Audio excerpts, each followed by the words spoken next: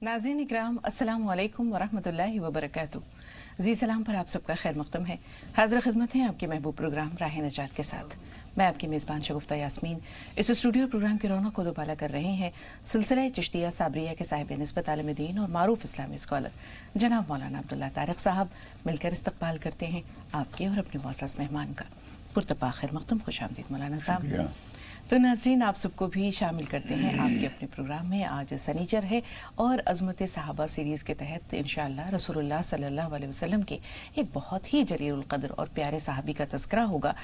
लेकिन उससे पहले आपको ये भी बताते चलें कि प्रोग्राम के आखिरी सेगमेंट में इंशाअल्लाह नेशनल मेडिकल कॉलेज सहारनपुर के प्रिंसिपल और आलमी शोहरत याफ्ता तबीब जनाब डॉक्टर असलम खान साहब लाइव हमारे इस प्रोग्राम में मौजूद होंगे।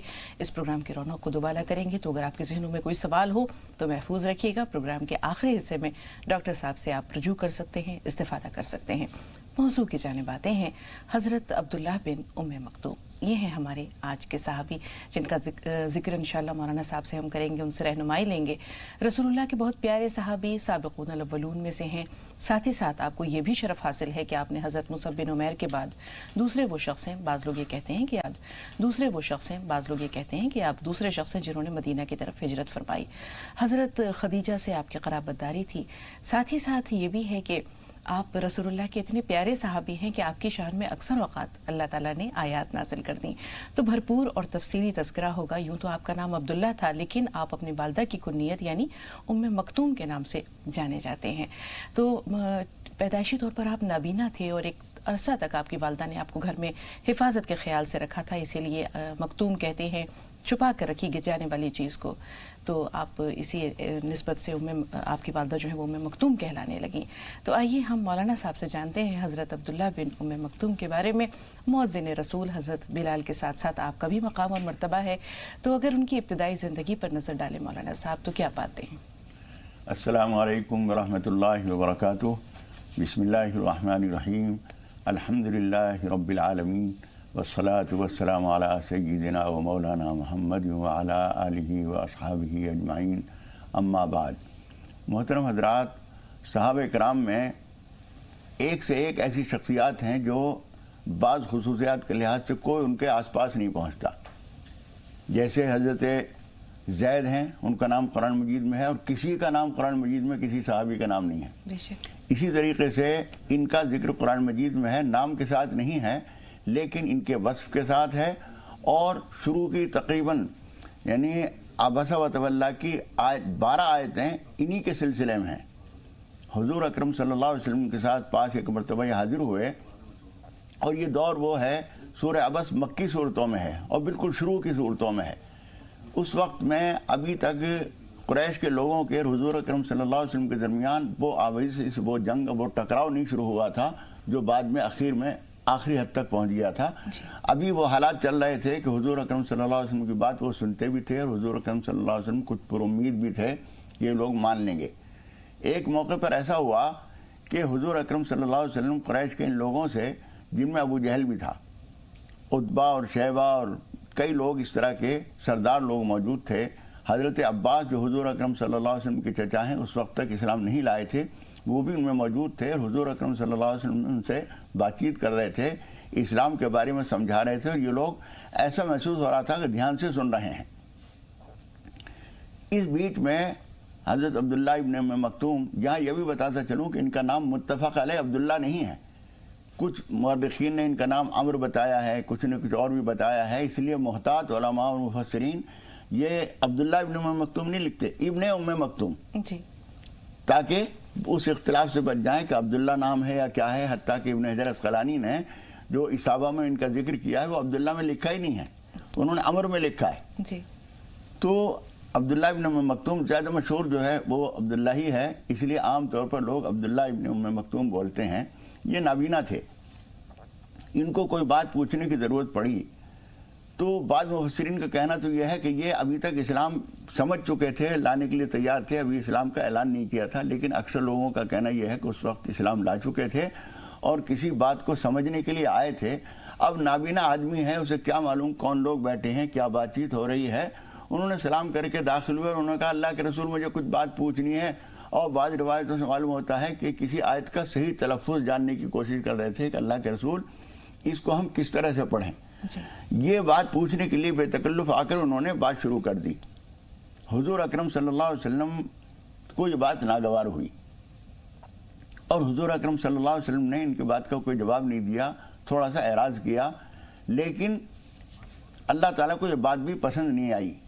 نبی کی شان بلند کے لحاظ سے یہ بات مناسب نہیں تھی کہ حضور اکرم صلی اللہ علیہ وسلم ایک ایسے آدمی کی طرف سے بے رخی برتیں جو اسلام کو مانتا ہے, اس کی اہمیت کو سمجھتا ہے اور طلبگار ہے.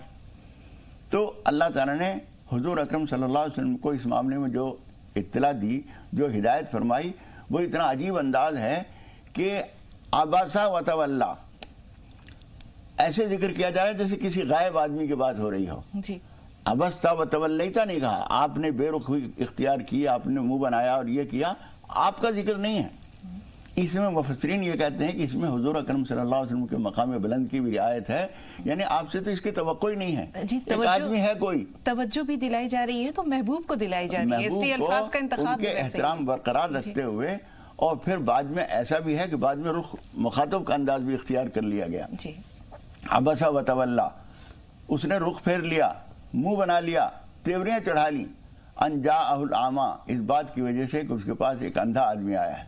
وما یدریک لعلہ یزکی, اور آپ کو کیا خبر کہ ہو سکتا ہے وہ بات مان لے, سمجھ لے.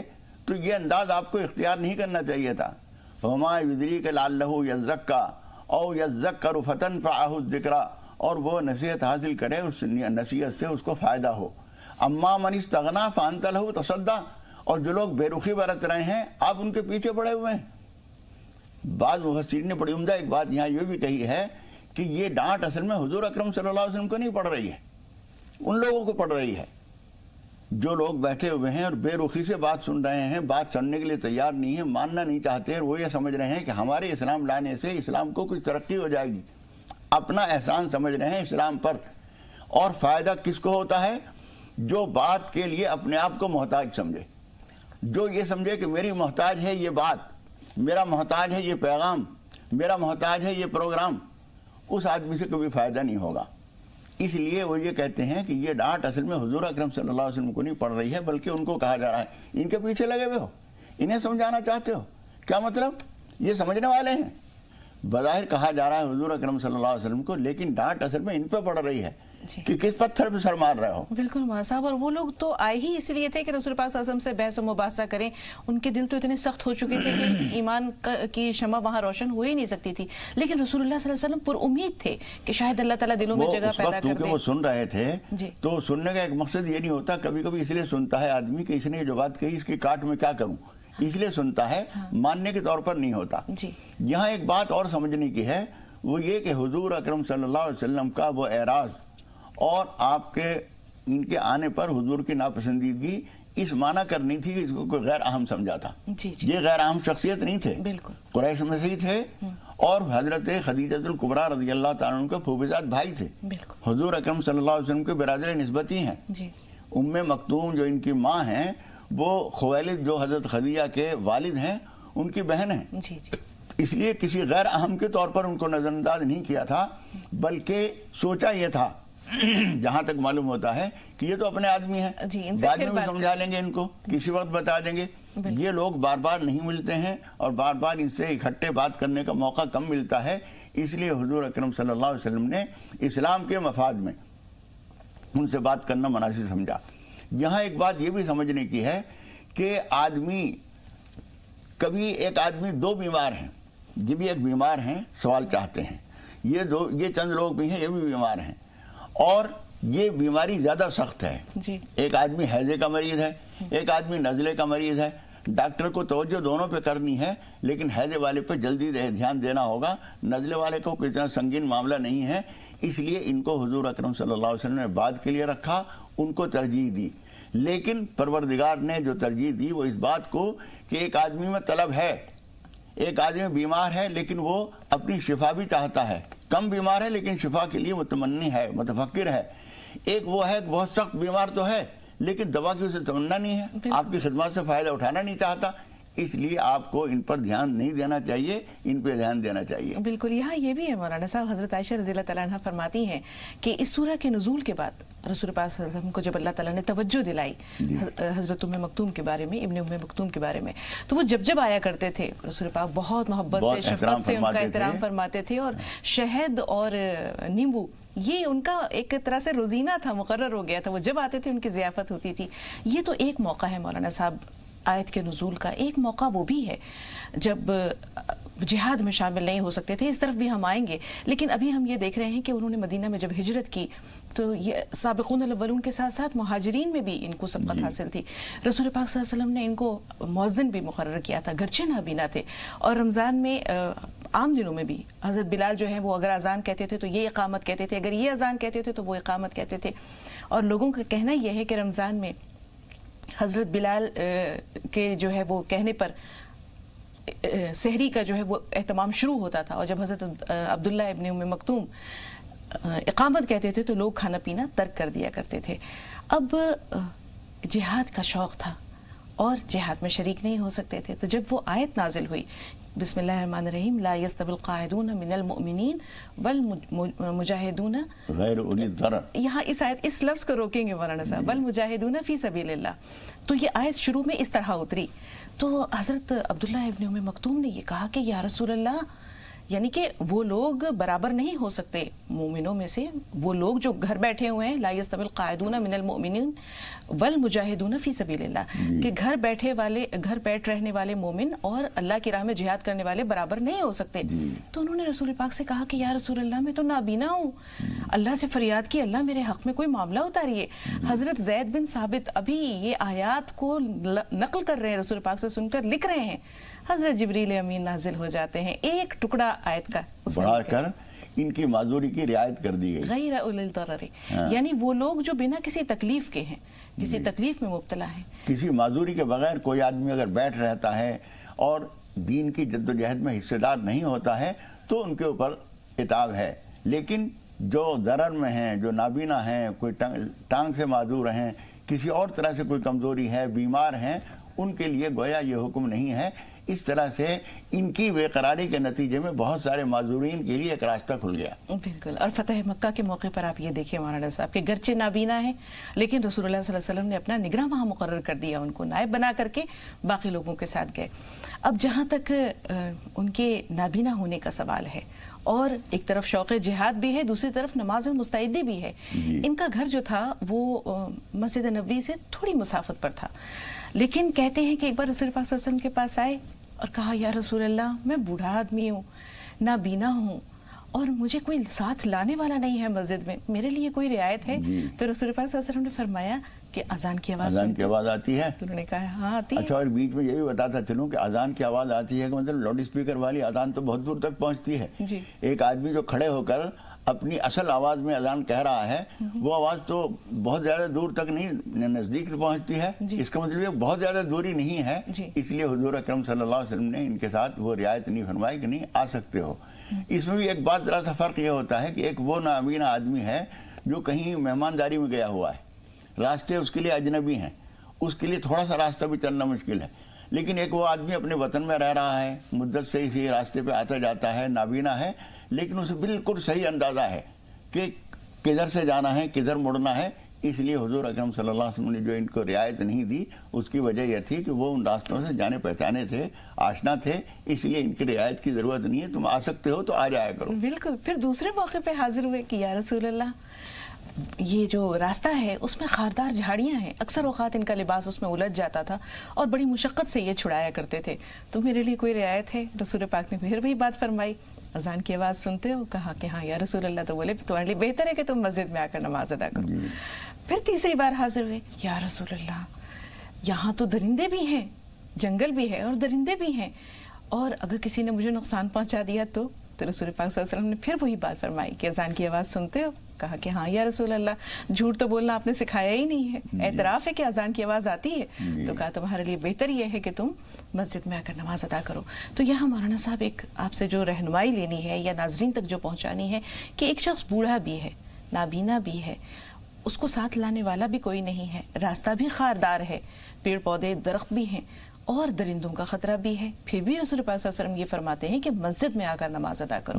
کیا اس کا ایک بہت بڑا پیغام یہ ہے، اور ہم میں سے ہر شخص کو یہ سمجھنا چاہیے کہ کوئی آدمی کوئی بہانہ کر ہی نہیں سکتا. نابینا ہونے کا بہت بڑا بہانہ ہے، حقیقی ہے، وہ اس کو منظور نہیں کیا جا رہا ہے. بڑھاپا ایک معذوری، ایک سبب ہو سکتا ہے، اس کو منظور نہیں کیا جا رہا ہے. ساتھ آنے والا کوئی نہیں ہے، اس کو منظور نہیں کیا جا رہا ہے. اس کا مطلب یہ ہے کہ جب اتنی ساری معذوریوں کے باوجود بھی مسجد میں حاضر ہونا ضروری ہے جماعت کی نماز کے لیے، تو پھر کسی اور کے لیے تو کوئی رعایت ہو ہی نہیں سکتی. اس لیے مسجد میں حاضر ہو کے ہی ہر شخص کو نماز ادا کرنی چاہیے جماعت کے ساتھ. اور حضور اکرم صلی اللہ علیہ وسلم ایک دوسری حدیث میں بھی فرما چکے ہیں، لا صلاۃ لجار المسجد الا فی المسجد. مسجد کے پڑوس میں رہنے والے کو سوائے مسجد کی نماز کے کوئی نماز کی اجازت نہیں ہے، یعنی وہیں آ کر پڑھنی چاہیے. حضرت عبداللہ ابن ام مکتوم کو دی ہوئی حضور اکرم صلی اللہ علیہ وسلم کی یہ ہدایت ہم سب کے لیے ایک بہت بڑا پیغام ہے. ایک اور پیغام بھی ہے مولانا صاحب، گرچہ کہ اس پر عمل دشوار ہو جاتا ہے، لیکن پھر بھی پیغام تو پیغام ہے، اور کوشش کرنی چاہیے کہ اس پر عمل بھی کیا جائے. ام المومنین حضرت عائشہ رضی اللہ تعالیٰ عنہ رسول پاک صلی اللہ علیہ وسلم کے پاس بیٹھی ہیں. ام المومنین میں سے اور بھی کچھ ایک دو اور امہات المومنین وہاں موجود تھیں. حضرت عبداللہ بن ام مکتوم تشریف لاتے ہیں تو رسول پاک صلی اللہ علیہ وسلم کہتے ہیں کہ پردہ کر لو، یہ ایک طرف ہو جاؤ. تو حضرت عائشہ کہتی ہیں یا رسول اللہ وہ تو نابینا ہے. رسول پاک نے کیا فرمایا؟ افامیاوان انتما الا تبصرانہ، کیا تم دونوں بھی نابینا ہو، تم نہیں دیکھ رہی ہو؟ مطلب یہ کہ جہاں مرد کے لیے ضروری ہے کہ وہ خواتین کو دیکھنے سے احتیاط کرے، وہاں خواتین کو بھی احتیاط کرنی چاہیے کہ وہ مردوں کو نہ دیکھیں بغیر کسی شدید مجبوری کے، ان کی نظر نہیں پڑنی چاہیے. بالکل. اب آتے ہیں ان کے شوق جہاد کی طرف مولانا صاحب. کہتے ہیں کہ بار بار ان کے دل میں یہ تھا، شوق بھی تھا اور تڑپ بھی تھی کہ وہ جہاد میں شریک ہوں. تو تقریباً 14 ہجری کا واقعہ ہے، حضرت عمر فاروق کا دور خلافت ہے اور قادسیہ کی جنگ ہے. اور اس میں وہ کہتے ہیں کہ مجھے جانا ہے، مجھے جنگ میں جانا ہے، اور کہتے ہیں کہ مجھے آپ مسلمانوں کا جو جھنڈا ہے وہ میرے ہاتھ میں تھما دیجئے، مجھے پکڑائیے، میں پکڑوں گا. تو ایسے میں اللہ تعالیٰ ان کا وہ شوق اور جذبہ جہاد جو ہے اسے بھی پورا کر دیتے ہیں کہ اس میں ان کی شہادت بھی ہو جاتی ہے، اور وہیں پر ان کی وہ تمنا یا ان کی آرزو بھی پوری ہو جاتی ہے. تو یہاں کیا پیغام ہے مولانا صاحب؟ دیکھیے بہت بڑی چیز ہے یہ کہ آدمی کبھی کبھی تو جھوٹے عذر لے کر آتا ہے، یہاں سچے عذر ہیں، سچی مجبوریاں ہیں، لیکن جب تڑپ ہوتی ہے دل میں تو وہ کسی بہانے کو راستہ نہیں دیتی، کسی رکاوٹ کو نہیں سامنے آنے دیتی. یہاں پر ان کا شوق یہ بتا رہا ہے کہ میں جو کچھ کر کے گیا ہوں، تمام آنکھ والوں کے لیے ایک بہت بڑا پیغام ہے، تمام غیر معذور لوگوں کے لیے ایک بہت بڑا پیغام ہے کہ کسی معذور کو بھی راستہ نہ دیجیے، چاہے جائے کہ معذور نہ ہو اور پھر بہانہ کر دیں. اس لیے انہوں نے اپنی زندگی کا جو مشن بنایا تھا اس میں کسی رکاوٹ کو آڑے نہیں آنے دیا، نماز کے لیے آنے میں کوئی رکاوٹ نہیں. اور یہ پیغام انہوں نے حضور اکرم صلی اللہ علیہ وسلم کو ہدایات سے لیا تھا. جب انہوں نے مسجد میں جانے سے معذور نہیں قرار دیا تو انہوں نے کہا میں جہاد کے لیے بھی اپنے آپ کو معذور نہیں سمجھتا، ہر وہ کام میں کروں گا جو آنکھ والے سما کے اور ہاتھ پاؤں کے صحیح سلامت لوگ کرتے ہیں، میں بھی کسی طرح سے پیچھے نہیں ہوں. اور واقعتاً انہوں نے کر کے دکھایا. جو تجھ بن نجینے کو کہتے تھے ہم، سو وعدے کو اپنے وفا کر چلے. بالکل مولانا صاحب، موقع ملا تو انشاءاللہ اس موضوع پر اور بھی آپ سے رہنمائی لیں گے، لیکن 2 کالرز ہیں فون لائن پر، مزید انتظار مناسب نہیں ہے. اقبال بھائی پہلے آپ سے مخاطب ہیں، عرشیہ آپ سے بھی بات کریں گے، تھوڑا سا انتظار. جی اقبال بھائی.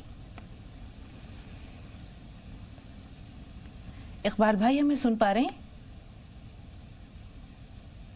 ایسا لگتا ہے کہ رابطہ نہیں ہے. عرشیہ آپ فون لائن پر موجود ہیں؟ عرشیہ ہمیں سن پا رہی ہیں آپ؟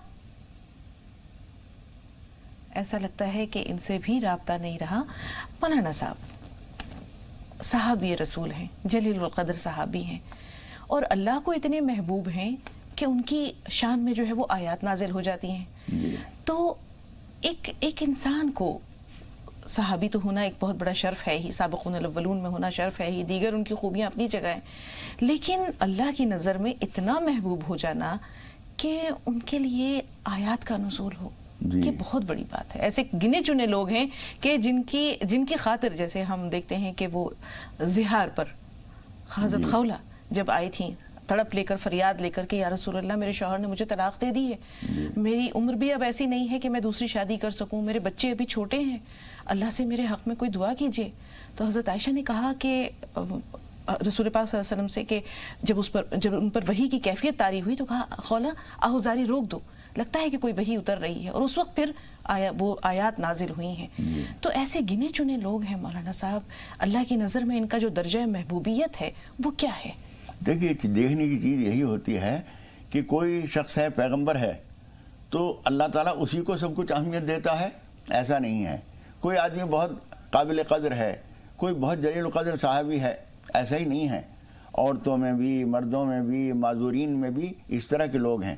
یہی حضرت عبداللہ ابن مکتوم کا آپ دیکھیے, قرآن مجید اللہ تعالیٰ گواہی دے رہا ہے, وَأَمَّا مَنْ جَاءَكَ يَسْعَىٰ وَهُوَ يَخْشَىٰ, وہ اللہ سے ڈرتا بھی ہے. یہ کون سند دے رہا ہے؟ رب العالمین سند دے رہا ہے کہ یہ ہم سے ڈرنے والا بندہ ہے, اور آپ کے پاس دوڑتا ہوا چلتا ہوا آیا ہے, نابینا ہونے کے باوجود دین کی بات سیکھنے کے لیے آپ کے پاس چل کے آیا ہے. ان چیزوں کو بھی آپ دیکھیے, اہمیت دیجیے. تو اللہ تعالیٰ جس کے بارے میں گواہی دے کہ وہ ہم سے ڈرنے والا ہے, وہ خشیت رکھتا ہے, وہ کتنا بڑا مقام کا آدمی ہے. بالکل. 2 کالرز اور ہیں, ان سے بات کرتے ہیں. پہلے کالر جو فون لائن پر موجود ہیں, اقبال بھائی, آپ اگر رابطے میں آ چکے ہیں تو سوال بتائیے. السلام علیکم. وعلیکم السلام. جی ہاں, مولانا سے پوچھنا تھا کہ مسجد قباء کا جو مسئلہ ہے, یہ جو 2 رکعت نماز پڑھنے سے عمرے کا ثواب ملتا ہے. جی جی ہاں, یہ مسئلہ کیا ہے؟ ٹھیک ہے, دوسرا سوال. ٹھیک ہے اقبال بھائی, آپ کا سوال پہنچ گیا. دوسری کالر کون ہے؟ اپنا نام بتائیے. کرناٹک سے. جی بہن, سوال نام بتائیے اور سوال بھی بتائیے. میرا نام حسینہ خانم ہے. جی حسینہ صاحبہ فرمائیے. جی, میری ماں 74 سال کی ہے, ابھی حیات میں ہے. ہاں, اور وہ نماز پڑھنے کے واسطے میں بہت ہی بے چین رہتی ہے. اب میں ان کے ہاتھوں سے نماز پڑھنے نہیں ہوتا تو بہت تڑپتی ہے اور اللہ سے بہت عاجزی کرتی ہے. تو اس کے بارے میں بتا دیجیے. سنیے غور سے. جی, کیا مجبوری ہے؟ 75 سال ان کی عمر ہے, اور یہ طاقت نہیں ہے کہ وہ بیٹھ کر بھی نماز ادا کر سکیں, نہیں ہوتا ان سے. تو اب ان کے لیے کیا حکم ہے مولانا صاحب؟ بہن دیکھیے, نماز ایسی چیز نہیں ہے کہ کھڑے ہو کر یا بیٹھ کر نہ ہو سکے تو پڑھی نہ جائے. تڑپنے کی ضرورت نہیں ہے. شوق تو اپنی جگہ اچھی چیز ہے, لیکن جس حالت میں بھی ہیں اسی حالت میں نماز پڑھیں. اگر وہ بیٹھ بھی نہیں سکتی ہیں تو لیٹے ہوئے بھی نماز پڑھنے کا طریقہ ہے, اور اس کا طریقہ یہ ہے کہ قبلے کی طرف پاؤں کر کے, اور چہرہ بھی قبلے کی طرف ہو جائے گا, اور اس وقت اشارے سے نماز پڑھیں, اور اشارے سے ہی تھوڑا سا سر اٹھائیں تو وہ رکوع سمجھ لیں, اور تھوڑا سا سر اٹھائیں وہ سجدہ ہو جائے گا. اور اس کے بعد جو چیزیں پڑھی جاتی ہیں وہ سب پڑھیں, اور اسی طرح سلام پھیر دیں. نماز پڑھنے کی یہ شوق تو اپنی جگہ اچھی چیز ہے, لیکن اس بات کو ہم عذر نہیں کہہ سکتے کہ وہ بیٹھ کر نہیں پڑھ سکتی تو اب پڑھیں ہی نہیں. ایسا نہیں ہے, پڑھنی چاہیے ان کو جس حالت میں بھی پڑھیں. جی, نماز مکمل پڑھنی ہے یا صرف فرض کی ادائیگی؟ فرض تو ادا کر ہی لیں, جی. پھر اس کے بعد طبیعت میں نشاط ہو, کچھ کر سکیں تو دوسری چیزیں بھی پوری کر لیں. نازیہ امروہہ سے ندا مظفر نگر. جی نازیہ, سوال بتائیے. ہلو. جی نازیہ صاحب. جی, میرا سوال یہ ہے کہ میں نے اس وقت دیکھا تھا کہ ہمارے کمرے میں ایک الماری ہے, اس میں ایک جانور ہے, اور وہ جانور ایسا ہے جیسے کبوتر, لیکن وہ کہہ رہے ہیں یہ کہ یہ الو ہے.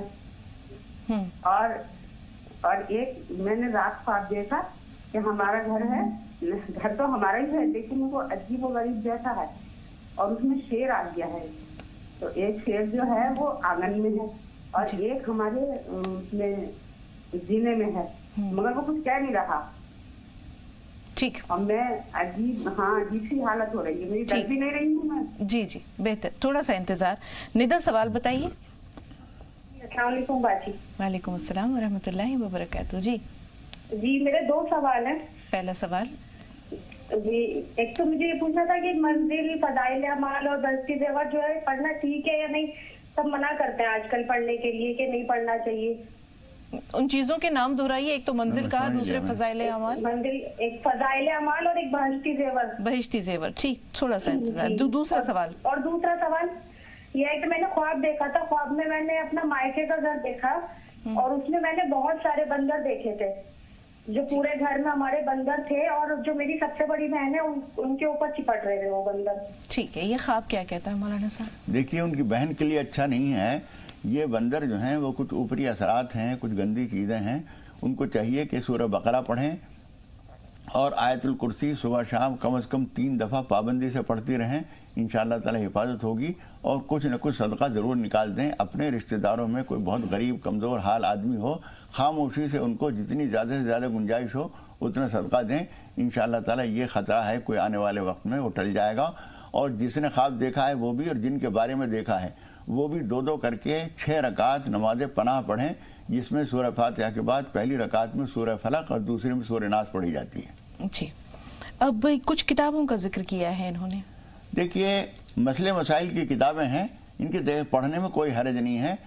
پہلی فضائل اعمال یا دوسری جو کتاب بتائی ہیں انہوں نے، وہ حدیث کی باتیں اس کے اندر نقل کی گئی ہیں، حضور اکرم صلی اللہ علیہ وسلم کے ارشادات نقل کیے گئے ہیں، اس کے پڑھنے میں بھی کوئی حرج نہیں ہے۔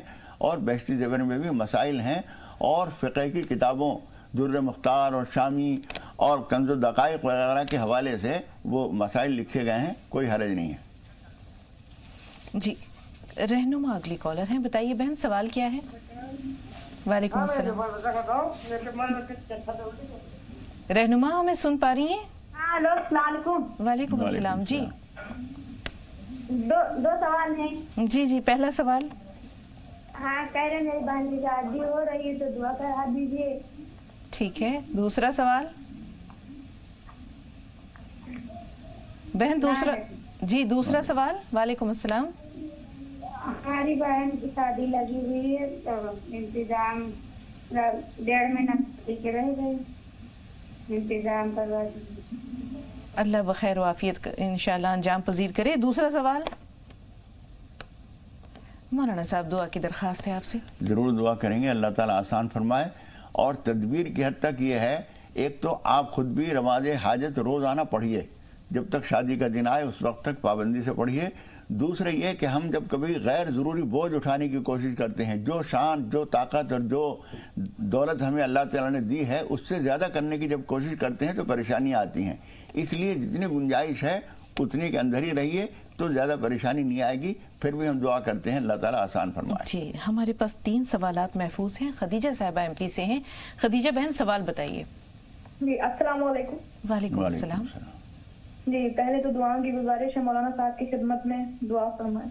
ضرور دعا کرتے ہیں، اللہ تعالیٰ آپ کے مقاصد خیر میں کامیابی عطا فرمائے۔ آمین آمین۔ جی، میرا سوال ہے کہ کیا جو لوگ خودکشی کر لیتے ہیں انہیں ہمارا پہنچتا ہے؟ ہمارے پڑوس میں ایسا ایک معاملہ ہوا ہے تو ان کے گھر والے ان کے نام سے مسجد تعمیر کرا رہے ہیں، تو اس کے بارے میں مولانا صاحب بتائیں۔ جی مولانا۔ دیکھیے، ان سے بہت بڑی غلطی ہوئی ہے، اللہ تعالیٰ ان کو معاف فرمائے۔ لیکن ان کے گھر والے اگر ان کے نام سے کوئی چیز، کوئی کار خیر کر رہے ہیں تو بہت اچھی بات ہے، ان کو کرنا چاہیے۔ اور ان کے لیے اللہ تعالیٰ سے ہم بھی دعا کرتے ہیں، اللہ تعالیٰ ان کی اس غلطی کو معاف فرمائے۔ اور سب لوگوں کو ہم پیغام دیتے ہیں، کوئی آدمی خودکشی کرنے کی کوشش نہ کرے، یہ جان ہماری ملکیت نہیں ہے، یہ اللہ تعالیٰ نے یہ جسم ہمیں دیا ہے، اس کو کوئی حصہ کاٹ کے ہم پھینک دیں ہمیں حق نہیں ہے۔ یہ جان ہمیں اللہ تعالیٰ نے دیا، ہماری ملکیت نہیں ہے، مستعار ہے، مانگی ہوئی چیز ہے، ہم استعمال کر سکتے ہیں، اس کو ضائع نہیں کر سکتے۔ یہ غلطی ہے، اس سے احتیاط کرنی چاہیے۔ مسجد قباء سے متعلق بھائی کا سوال۔ وہ اس میں جو 2 رکعت پڑھنے کا ثواب ہے وہ عمرے کے برابر ہے، وہ حدیث شریف سے ثابت ہے۔ یہ وہاں کا اجر و ثواب ہے۔ جب کبھی کوئی آدمی وہاں کسی وقت حاضر ہو تو یہ بڑی سعادت کی بات ہے، وہاں حاضر ہو کر 2 رکعت نماز کم سے کم پڑھنی چاہیے، اللہ تعالیٰ اس کو یہ ثواب عطا فرمائے گا۔ جی، نازیہ کے 2 سوال، جیسے انہوں نے بتایا کہ گھر میں جو المیرہ ہے اس کے اندر کبوتر ہے، کچھ کہہ رہے ہیں کہ یہ الو ہے، اسی طرح گھر میں شیر آ گئے، کچھ کہہ نہیں رہے ہیں لیکن گھر میں شیر ہیں۔ دیکھیے، الو کے بارے میں حالانکہ قرآن حدیث سے ایسی کوئی بات ثابت نہیں، لیکن الو کے بارے میں نحوست کا احساس ہے بہت زیادہ، اور عربوں میں بھی تھا یہ، اور ہندوستان میں بھی، اور ہر جگہ الو کو منحوس جانور سمجھا جاتا ہے، لیکن ایسا ہے نہیں۔ بہت ساری چیزوں میں وہ مفید بھی سمجھا جاتا ہے، لیکن شیر جو آیا ہے وہ خطرہ ہے۔ اس کے لیے آپ کو وہی نماز پناہ پڑھنی چاہیے، کچھ صدقہ نکال دینا چاہیے، اور رات کو سوتے وقت آیت الکرسی پڑھ کر اپنے اوپر دم کر کے سویا کریں۔ جی، اس دوران کے کچھ اور کالز ہم تک پہنچے مولانا صاحب۔ حفاظت، بلیات سے حفاظت کے لیے کوئی دعا یا وظیفہ؟ دیکھیے، ایک تو آدمی کا پاک صاف رہنا یہ خود ایک بہت بڑا ہتھیار ہے، تو اس لیے جب ہم سوئیں تو کوشش کیجئے کہ باوضو سویا کریں۔ حالانکہ آنکھ بند ہوتے ہی جب نیند آئے گی تو وضو تو ختم ہو جائے گا، لیکن جب ہمیں نیند آئے اس وقت میں ہم باوضو ہوں تو بہت اچھا ہے۔ दूसरी एक पाक बिस्तर होना चाहिए, शक शुबे वाला नापाक बिस्तर, जिसे बच्चों ने पेशाब कर रखे हों या किसी वजह से नापाक हो गया हो, बिस्तर भी पाक होना चाहिए, हमारा जिस्म भी पाक होना चाहिए, और कुछ न कुछ कुरान मजीद की सूरतें आयतें पढ़कर हम सोएं तो इंशाअल्लाह ताला बहुत सारी बलाओं से हिफाजत रहती है। और आयतुल कुर्सी जो हम बार बार बताते हैं, उसके आखिर में एक लफ्ज़ आता है वला यऊदुहु हिफ्ज़ुहुमा, ये हिफ्ज़ जो लफ्ज़ है ये हिफाजत के लिए होता है। जी वाह साहब, 2 कॉलर्स और हैं, आसिफा शेख हैं और जलगांव से अब्दुल सत्तार भाई। अब्दुल सत्तार भाई थोड़ा सा इंतज़ार, आसिफा सवाल बताइए। हाँ, अस्सलाम वालेकुम बाजी। वालेकुम अस्सलाम व रहमतुल्लाहि व बरकातहू। जी माशाअल्लाह से आज आप बहुत प्यारी लग रही हैं, बहुत ये आपका हुस्न नजर है। जी फरमाइए बहन, बहुत शुक्रिया। जी और आप जिस सलाम पे मतलब इस तरह प्रोग्राम करते हैं और इस तरह दिखते हैं जैसे कि 2 गोल्ड मेडल चमक रहे हो, और जब भी हम मतलब सुबह देखते हैं तो हमारा मतलब बहुत अच्छा दिन जाता है।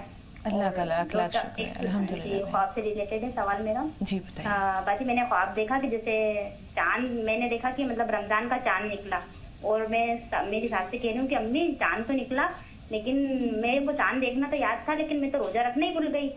तो फिर कहती कि अब रख लो रोजा, तो मैं कहती हूँ नहीं नहीं मैंने तो नाश्ता कर लिया सुबह, अब मैं कैसे रखूंगी रोजा, अब मैं तो कल ही रखूंगी। ठीक है जी, और जी, और भी कोई सवाल है?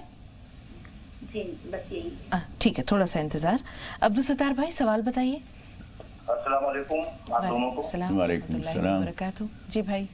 मेरे निस्बती की जो बहू है, अभी पिछले साल शादी हुई इनकी, जी तो जी उनकी पहली डिलीवरी हुई तो बच्चा अल्हम्दुलिल्लाह लड़का हुआ था, लेकिन कम दिनों के होने की वजह से विलादत उसके बाद में उसका इंतकाल हो गया 7 महीने का होने से।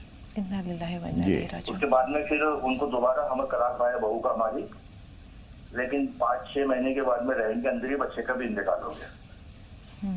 अब ये 2 बार ऐसा अलमिया हो गया। शादी के बाद में कुछ सह सफाई के हिसाब से वो लोग दोनों मियाँ बीवी गए थे, नाव में बैठे इधर उधर घूमे, तो क्या उसकी वजह से ऐसी शिकायत तो नहीं होगी उसकी, और जी तो गौर अच्छी से और सेहतमंद औलाद होने के लिए कोई इलाज के लिए कोई अमल बताइए।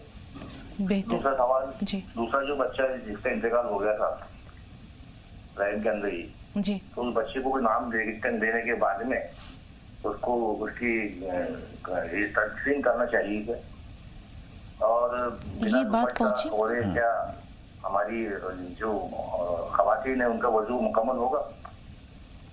किस सूरत में किस सूरत में मुकम्मल होगा? बिना दुपट्टा ओढ़े। बिना दुपट्टा ओढ़े। अच्छा। ठीक है जी। नहीं, वुज़ू तो उनका मुकम्मल हो जाएगा। और दूसरी पहली जो बात आपने पूछी है, जब बच्चा उसका शक्ल बन गई है, एक इंसानी मुजस्समा सा नज़र आ रहा है वो, तो उसके लिए आपने ठीक किया कि उसको आपने दफन किया, और बाकायदा दफन और बाकायदा कफन भी उसका करना चाहिए था। यहाँ एक बात ये समझ लीजिए, जो शुबह आपको हुआ है हकीकत यही है कि उस खातून के ऊपर, आपकी बहू के ऊपर कुछ ऊपरी असरात हैं, बगैर किसी शक शुबे के उसका बंदोबस्त करना चाहिए। और ये बात हमारी बच्चियाँ, नई दुल्हनें भूल जाती हैं कि घूमने फिरने के लिए इतनी आज़ादी नहीं है कि कहीं भी चले जाएं, वीरान जगहों में चले गए, कब्रिस्तान में चले गए, शमशान घाट के पास से गुजर गए, दरियाओं के ऊपर चले गए, वीरान जंगलात में जाना ये ठीक नहीं होता। बहुत सारी ऐसी चीज़ें जिनको हम देख नहीं पाते हैं वो लग जाती हैं पीछे, और उसकी वजह से ये परेशानियाँ आती हैं। आपकी दुल्हन के ऊपर यकीनन कुछ असरात हैं, उनके लिए आप किसी अच्छे जानने वाले आदमी से खिदमत हासिल कीजिए और उनका उतार करने की ज़रूरत है। जी, आसिफा साहिबा ने किसी ख्वाब का जिक्र किया था मौलाना साहब। जहन में नहीं, कौन से क्या ख्वाब? यही तो जहन में नहीं, उनकी गुफ्तगू में जो है वो जहन इस तरह बट गया कि सवाल जहन से निकल गया। बहरहाल जो भी ख्वाब देखा है आपने, नमाज़ पनाह पढ़कर अल्लाह ताला से दुआ कर लीजिए, उसके जो मुज़िर असरात होंगे इंशाअल्लाह वो दूर हो जाएंगे। जी, सलमा और इकबाल जहन पे जोर डालते हैं। अगर याद आ गया आसिफा तो आपके सवाल को जरूर शामिल करेंगे। माजरत खा हैं सलमा साहब। चांद नजर आया था, चांद नजर आया था और रोजा रखना भूल गई। बेटे इसका मतलब यह है कि किसी चीज़ का, किसी कार्य खैर का कोई मौका आया था और आप उससे चूक गई हैं। नमाज का वक्त आया था और नमाज को देर हो गई, या कोई ऐसी चीज़ हुई है, इसलिए आप इसके लिए नमाज तौबा पढ़ लीजिए, अल्लाह से माफ़ी मांगिए, और आइंदा इस बात का ध्यान रखिए जिस चीज़ का वक्त हमें मिल रहा है उसको ज़ाय होने से पहले उसको फ़ायदा उठा लें। मिसाल के तौर पर चाँद रात को नज़र आया है, सुबह गफलत न बरतिए, सुबह रोज़ा ज़रूर रखना है, या नमाज का वक्त हुआ है तो ताख़ीर न कीजिए, वुज़ू करके नमाज पढ़ लीजिए। सलमा साहब फरमाइए क्या सवाल है? ख्वाब है जानवी, मैंने ख्वाब देखा परसों, मैं अपने घर वाले से अलग रहती हूँ, उनके साथ में रहती हूँ, और मैंने ख्वाब में उन्हें देखा है और बहुत सारे खरीद के पैसे दे गए और एक काला कुत्ता देखा है। इसका क्या मतलब है? पहुंच गया? हाँ ठीक है, थोड़ा सा इंतजार। इकबाल भाई सवाल बताइए। अस्सलाम वालेकुम। वालेकुम अस्सलाम। जी मैं पूछना चाह रहा था, जैसे आज मेरे दादी के इंतकाल को 4 साल पूरे हो गए हैं जी। हेलो जी जी भाई बात जारी रखिए। हाँ, तो मैं उसको इसाले सवाब के लिए कुछ करना चाहता हूँ, तो आप थोड़ा सा मुझे बताएं मौलाना साहब से कि क्या करना चाहिए। आप बहुत सारे काम कर सकते हैं, या आप बहुत सारे काम कर सकते हैं। उनके लिए कुरान मजीद पढ़ के भी पहुंचा सकते हैं। उनको सवाब पहुंचाने के लिए तलाश करके कोई ऐसी मस्जिद किसी गांव देहात की, किसी छोटे से करिए की जहां मस्जिद में कुरान शरीफ न रखे हुए हों, 1-2 कुरान मजीद बाज़ार से लेकर आप वहां मस्जिद में रखवा दीजिए। कोई बच्चे पढ़ते हों, गरीब बच्चे जहाँ मदरसे में स्कूल में पढ़ते हों, उनके पास किताबें ना हों, आप उनको किताबें दिला दीजिए। कुछ कुरान शरीफ पढ़कर आप उनको सवाब पहुँचा दीजिए। खाना बनवा के गुरबा को खिला दीजिए। सर्दी का मौसम शुरू हो गया है, आप कपड़े किसी गरीब को दे दीजिए। बहुत सारे तरीके हैं सवाब पहुँचाने के, और नियत यह कर लीजिए कि परवरदिगार इस नेकी से मुझे जो सवाब मिला है मैं अपने वालिद को देना चाहता हूँ, सवाब पहुँच जाएगा इंशाल्लाह। इंशाल्लाह। ख्वाब में काला कुत्ता देखना या वो पैसे देकर गए, ये बहुत अच्छी चीज़ है। इनको 2 बातें बताई गई हैं। ये बता रही हैं शौहर के साथ नहीं रहती हैं, कुछ दूरियां हो गई होंगी। आपको ये बताया जा रहा है कि आपके और उनके दरमियान दूरी पैदा करने वाले कुछ लोग हैं। वो काला कुत्ता जो है वो इशारा है, कोई आदमी गलत है जो तुम दोनों के दरमियान दूरियां पैदा कर रहा है, चाहे गलत पढ़ाई के ज़रिए या साजिशों के ज़रिए आपको दूर कर रहा है। लेकिन वो पैसे दे रहे हैं, इसका मतलब ये कि वो करीब होना चाहते हैं, लेकिन ये कुत्ता बीच में आ रहा है। नमाज पनाह पढ़कर आप अल्लाह से दुआ कीजिए कि परवरदिगार इन कुत्तों को दूर कर दे और हम मियाँ बीवी के दरमियान नज़दीकियाँ बढ़ा दे। वो पैसे दे रहे हैं, इसका मतलब वो करीब आ रहे हैं। आप भी करीब होने की कोशिश कीजिए, पुरानी बातों को भुलाने की कोशिश कीजिए। कोई वजीफ़ा मौलाना साहब, कोई दुआ? एक तो या काज़ी अल हाजात पढ़ें, छोटी सी चीज़ है बस, या काज़ी अल हाजात, या काज़ी अल हाजात फजर की नमाज के बाद पढ़ें, इशा की नमाज के बाद पढ़ें। और एक छोटी सी दुआ है, या बदी अल अजाइब बिल खैरी या बदी हो, या बदी अल अजाइब बिल खैरी या बदी हो। कम से कम 21 मरतबा सुबह और 21 मरतबा शाम को पढ़ लिया करें। इंशाअल्लाह ताला गैब से ऐसी सूरतें निकलेंगी कि ये दूरियाँ ख़त्म हो जाएंगी जी इंशाअल्लाह। शबनम देहरादून से हैं, लेकिन उनसे पहले अफसाना से बात कर रहे हैं, दिल्ली से हमारे साथ हैं। जी बताइए बहन, सवाल क्या है? रुखसाना साहिबा, हमें सुन पा रही हैं आप? जी जी, अस्सलाम वालेकुम। वालेकुम सलाम व रहमतुल्लाहि व बरकातहू। जी जी, मेरे 2 सवाल हैं। एक तो हमारे भतीजा हुआ है, तो हमने उसका नाम ईशान रखा है, तो ये नाम कैसा है? आप पहले तो नाम की वजाहत कीजिए, जीशान या ईशान? ईशान। ईशान, ठीक है जी। इस नाम के मतलब ये नाम कैसा है, ठीक रहेगा? और दूसरा सवाल ये है कि हमारा एक मकान है जिसका फैसला कोर्ट ने कर दिया कि ये मकान तीनों बहनों को मिलना चाहिए, लेकिन हमारी जो बहन है वो इस बात को नहीं मान रही, वो दोबारा से कोर्ट में अपील कर रही है। तो अब हमें कोई दुआ या कोई वजीफा बताइए जिससे ये मसला हल हो जाए हमारा। ठीक है, थोड़ा सा इंतजार। शबनम फरमाइए, क्या सवाल है? वालेकुम अस्सलाम व रहमतुल्लाहि व बरकातहू। जी बताइए शबनम, क्या सवाल है? हाँ जी, मुझे ना 2 छोटी छोटी बातें बता दो और एक सपना बता दो प्लीज। पहले छोटी छोटी बातें बताइए, क्या पूछना चाह रही हैं? हाँ जी, वो ना कुरान शरीफ के कुछ सिपारों में ना एक सीख से इस तरह की इंडेक्स दे रखी है अल्लाह ने, हामीम सीन स्वाद का। ये क्या अल्लाह कुछ कहना चाहते हैं खास तरीके से, कोड टाइप का जो दे रखा है? ठीक है, इन्हें हुरूफ मुक़त्ताआत कहते हैं शबनम, इन्हें हुरूफ मुक़त्ताआत कहते हैं। ठीक है, दूसरा सवाल। हाँ दूसरा। हाँ जी, मैं ना रात को ना दुआ भी पढ़ के सोई थी, नमाज भी पढ़ के सोई थी, बट ना बहुत घबराहट महसूस हुई। इसके लिए दूर करने के लिए कुछ दुआ बता देना। और आज मुझे सुबह सपना है कि मेरे भैया दोनों के दोनों मेरे डैडी के गाड़ी में बैठ के आए और केले की पेटी लाए बहुत सारी घर पे। ठीक है ना? ठीक है, बिल्कुल ठीक है जी मौलाना साहब। बेटे, ये जो कुरान शरीफ के बहुत सारी सूरतों के शुरू में जो ये अल्फाज हैं, ये कोड वर्ड हैं जो हुजूर अकरम सल्लल्लाहु अलैहि वसल्लम के और अल्लाह के दरमियान हैं। اور بعض خاص بندوں کو بھی خدا پاک اس کا مطلب بتا دیتا ہے، لیکن عام پڑھنے والوں کو چاہیے کہ جیسے یہ لفظ لکھے ہوئے ہیں اسی طرح سے پڑھ کے آگے بڑھ جائیں. الف لام میم، پھر ذالک الکتاب لا ریب بھی پڑھیں، ہا میم عین سین قاف، اتنا کہیں پھر آگے بڑھ جائیں. اس کے چکر میں نہیں پڑھنا چاہیے کہ اس کا مطلب کیا ہے، کیوں ہے. یہ بامانہ چیز ہے اور اس کی اپنی تاثیرات ضرور ہیں. جی اب انہوں نے رات کو جو کیفیت ہوئی تھی کہ یہ گھبرا گئیں، پھر ایک وہ خواب بھی گھبرانے دیکھا کی ہے. وجہ کچھ اور ہے. پڑھنا تو ضرور چاہیے، جو کچھ آپ نے پڑھا ہے بہت اچھا ہے، اسی کو پڑھ کے سویا کیجیے، اور بھی کچھ پڑھ لیا کیجیے. اور یہ کبھی کبھی ایسا ہوتا ہے کہ ہمارا لیٹنے میں ہمارا سینے پہ ہاتھ رکھا گیا یا کہ ایسی جگہ کہ دوران خون متاثر ہو جاتا ہے، جی. اس لیے جھٹکا سا لگتا ہے. وہ ایک مدبر بدن جو اللہ تعالیٰ نے جسم کے اندر ایک سسٹم بنایا ہے، وہ حرکت دے کر وہاں سے ہاتھ ہٹاتا ہے. مثال کے طور پر یوں لیٹے ہوئے تھے اور سر پہ ہاتھ لگ گیا، وہاں سے کوئی رگ ایسی دب گئی جو دوران خون متاثر ہوا، تو وہ جو مدبر بدن اندر کا مینجمنٹ ہے وہ جھٹکا دے کر ہمارے ہاتھ کو وہاں سے ہٹا دیتا ہے اور وہ دوران خون صحیح ہو جاتا ہے.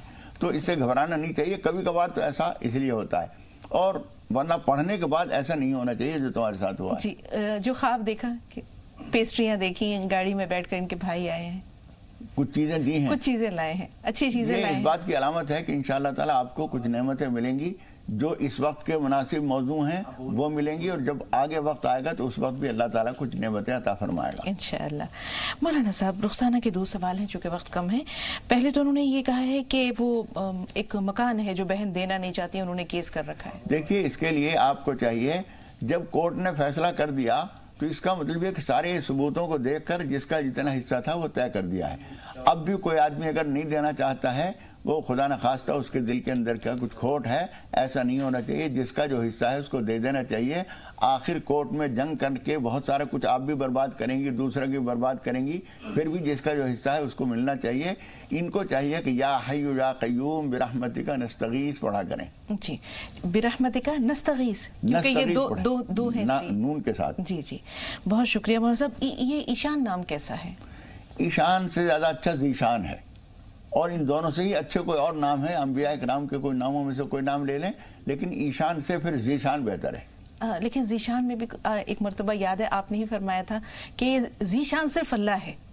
اس لیے میں کہہ رہا ہوں اس سے بھی نہیں، ذیشان کو ہم اگر وسعت دیں اس کے معنی میں تو گنجائش ہو سکتی ہے، لیکن ذیشان بھی بہت اچھا نام نہیں ہے، اور ایشان تو بالکل بے معنی ہے. بہت بہت شکریہ مولانا صاحب اسٹوڈیو میں تشریف آوری کے لیے، ناظرین کی بھرپور رہنمائی کے لیے. اللہ تعالیٰ آپ کو دراز عمر عطا کرے، صحت و عافیت دے کہ انشاءاللہ آپ سے ملاقاتوں کا سلسلہ جاری رہے. پروگرام کے سلسلے میں عالمی شہرت یافتہ طبیب، نیشنل میڈیکل کالج سہارنپور کے پرنسپل آپ کے روبرو ہیں، آپ سے ہم کلام ہو رہے ہیں. تو آئیے مل کر ان کا استقبال کرتے ہیں. پرتپا خیر مقدم، خوش آمدید ڈاکٹر. شکریہ. السلام علیکم. وعلیکم السلام ورحمۃ اللہ وبرکاتہ. تو ڈاکٹر صاحب انشاءاللہ آج آپ سے ہم جگر کے امراض کے بارے میں بات کریں گے. جو ہمارے وائٹل آرگنز ہیں، جو اعضائے رئیسہ ہیں، ان میں جگر کا ایک اہم مقام ہے، اور کچھ خاص افعال ہیں جگر کے. اگر جگر متاثر تو پھر کئی جو ہمارے جو نظام ہیں، کئی سسٹمز ہیں وہ متاثر ہو جاتے ہیں.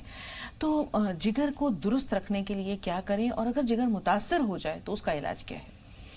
جی آپ نے صحیح کہا. جگر جو ہے لیور سب سے بڑی گلینڈ ہے ہماری باڈی کی، اور اس کے 500 ورکس ہیں. یہ ہمارے خون بنانے سے لے کے بلغم بنانا اور پت بنانا، ہر چیز جگر سے ہی تعلق رکھتی ہے. اور جو بھی کچھ ہم کھاتے پیتے ہیں، تو بہت دنوں سے بہت لوگوں کے فونس آ رہے تھے. ابھی جیسے بہار سے انجلی ہیں، خود بھی آئیں، وہ لیور کے لیے ٹھیک ہو کے گئیں. ایسی سرفراز شیخ ہیں ممبئی سے، تو بہت لوگ کال آ رہے تھے اس طرح. تسنیمہ ہیں بہرائچ سے. تو ان لوگوں نے بہت پریشر ڈالا، یہاں سے بھی بہت کالس آئیں. تو آپ کے پاس میں آپ لوگوں نے کہا، تو ہم نے سوچا کیوں نہ ایک ایسی چیز بنائی جائے جو اب تک منفرد ہو، نہ آئی ہو بازار میں. تو یقیناً تو ہم نے یہ جو کرشمہ جو میں آج پیش کر رہا ہوں، خاص طور سے جو اپنے ناظرین ہیں ان کی فرمائش پر ہی، حالانکہ اس میں کافی محنت لگی ہے، میں تقریباً 1-1.5 سال لگا بنانے. کرشمہ لیور ٹونک. جی ہاں، اس میں NMC کرشمہ لیور ٹونک ہے، اور یہ GMP ہے گورنمنٹ آف UP سے اور اتراکھنڈ سے ماشاءاللہ.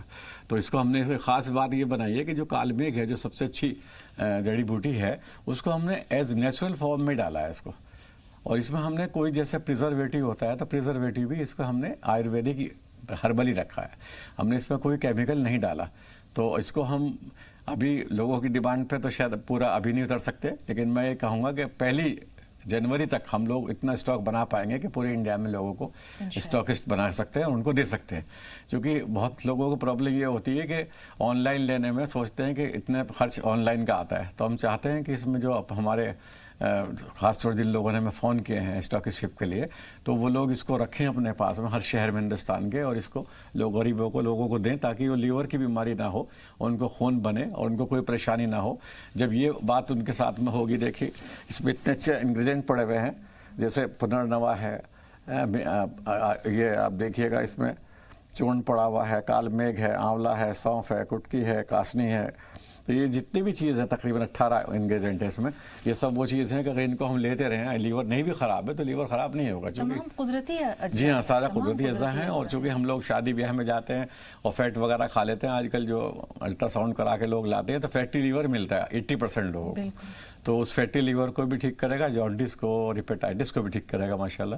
کولیسٹرول کی زیادتی کو بھی کنٹرول جی ہاں کولیسٹرول کو بھی یہ کرے گا کیونکہ جو لیور پر چربی جمتی ہے فیٹی لیور ہوتا ہے وہ جمتی جب ہے جبکہ آپ کا بیڈ کولیسٹرول بڑھ جاتا ہے یہ بھی ایک پہچان ہے یعنی کہ ہارٹ کی طرف بھی وہ کولیسٹرول جانے لگتا ہے تو اس لیے ہم نے اس کو خاص طور سے بڑی محنت سے بنایا لیکن ابھی ہم اس کو یہ بھی ہم ناظرین سے کہہ دیں کہ ابھی وہ آرڈرز دیتے رہیں اور ہم ان کو 1 جنوری سے پہلے انشاءاللہ یا اس وقت تک مہیا کرا دیں گے اور بہت ہی اچھا پروڈکٹ ہے ہمارے ساتھ. ڈاکٹر صاحب آئیے مل کر بات کر لیتے ہیں دیکھتے ہیں کیا سوال ہے. جی کوثر بتائیے سوال کیا ہے آپ کا. کوثر ہمیں سن پا رہی ہیں آپ؟ ہاں جی بہن سوال بتائیے.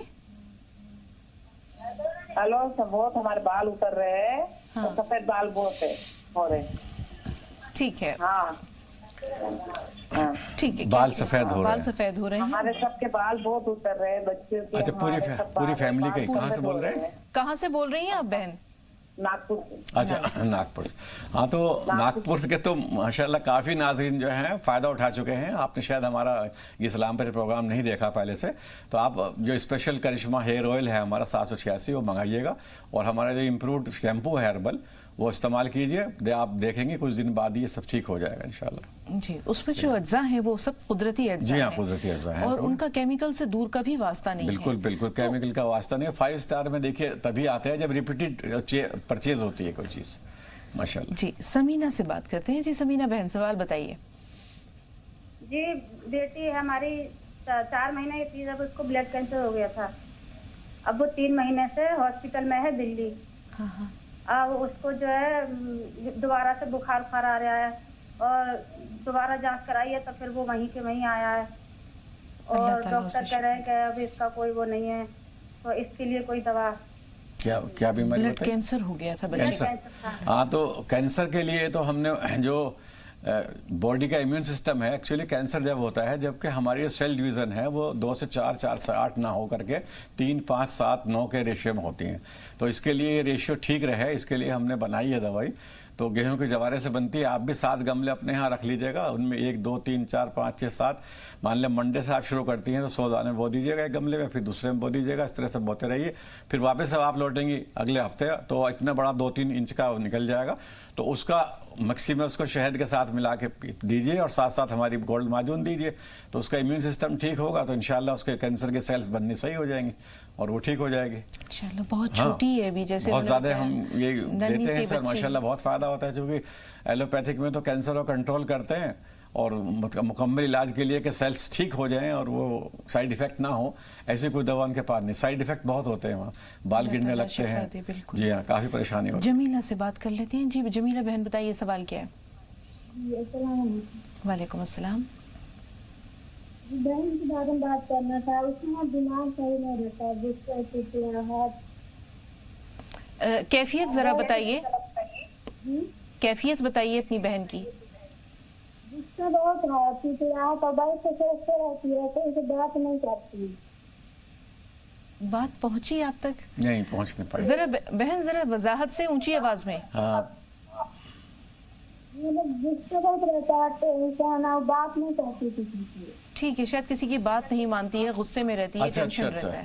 ہاں تو ہو سکتا ہے اس کا لیور خراب ہو تو یہ آپ اس کو ٹونک دیجیے گا کرشمہ کیونکہ لیور جب خراب ہوتا ہے تو بچہ چیٹڑا ہو جاتا ہے اس سے کسی چیز میں ٹیسٹ نہیں آتا تو اس کو آپ NMC فارما سے لکھیے گا انہیں جیسے ہی تیار ہوگا آپ کو بھیج دیا جائے گا انشاءاللہ. بالکل. تو لیور کو صحت مند رکھنے کے لیے کیا جائے ڈاکٹر صاحب جیسے آپ نے کہا کہ اگر یہ استعمال کریں تو بیماری نہیں ہوگی. اچھا تو یہ ہے کہ prevention is better than cure. رسول اللہ کی حدیث ہے کہ آپ بیماری سے پہلے بچیں. بیماری ہونے کے بعد میں تو دقت پڑتی ہے علاج ہونے کے لیے تو اس میں آپ ضروری ہے کہ فیٹ کم کھائیں اور جو خاص طور سے اس ریڈ میٹ کہتے ہیں، بڑا گوشت کہتے ہیں، اس کو کم کھائیں اور ضرورت سے زیادہ نہ کھائیں، مطلب اتنا نہ کھائیں فیٹ یا چیزیں کہ آپ نے کسی شادی میں گئے، بیاہ میں گئے، پنیر بھی کھایا، گوشت بھی کھایا، حلوہ بھی کھایا، آئس کریم بھی کھائی، ہر چیز کھا لیتے ہیں تو وہ جو اسٹور ہو جاتی ہے وہ لیور ایک ہمارے پاس میں اسٹوریج ہوتا ہے، وہ وہیں پر ہمارا بلڈ اسٹور ہوتا ہے جو ایمرجنسیز میں کام آتے ہیں. مثال کے طور پر اگر ہماری چوٹ لگ جائے تو لیور سے ہی وہ خون واپس آ کر کے اس کو جگہ کو فل اپ کرتا ہے، خون نکل جاتا ہے. تو اس میں اتنا زیادہ نہ کریں کہ اس میں